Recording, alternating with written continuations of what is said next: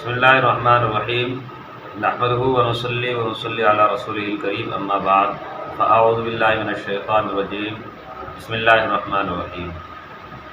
ایک صاحب نے مسئلہ معلوم کیا ہے کہ امام صاحب فجر کی نماز میں اور عصر کی نماز میں مقتدیوں کی طرف رخ کر کے بیٹھ جاتے ہیں سلام پھیرنے کے بعد، لیکن ظہر، مغرب اور عشاء کی نماز میں نہیں بیٹھتے ہیں۔ اس کی وجہ کیا ہے؟ صرف دو ہی وقت کی نماز میں کیوں بیٹھا جاتا ہے؟ ایک تو فجر کی نماز میں اور ایک عصر کی نماز میں۔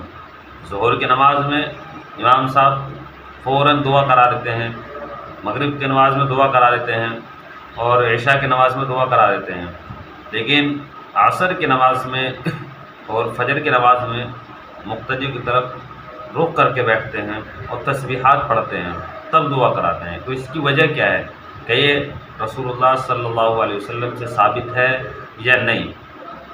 تو دیکھیے جناب عالی، رسول اللہ صلی اللہ علیہ وسلم کا خود بھی یہ معمول تھا کہ فجر کی نماز کے بعد اور عصر کی نماز کے بعد سلام پھرنے کے بعد مقتدیوں کی طرف رخ کر کے بیٹھ جایا کرتے تھے، دائیں جانب مڑ کر کے بیٹھ جایا کرتے تھے۔ ٹھیک ہے، رسول اللہ صلی اللہ علیہ وسلم کا اکثر و بیشتر یہی معمول تھا۔ اس لیے امام کے لیے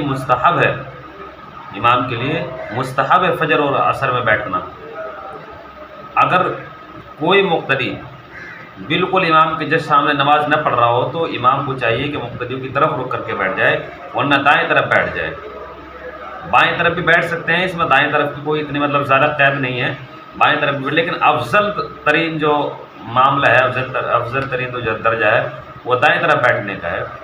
اس لیے اور مغرب کی نماز میں، عشاء کی نماز میں اور ظہر کی نماز میں اس لیے نہیں بیٹھتے تھے کہ سنن و نوافل بھی پڑھنے ہوتے تھے، اس لیے جلدی جلدی مختصر دعا کرائے اور اپنا سنن و نوافل میں لگ گئے۔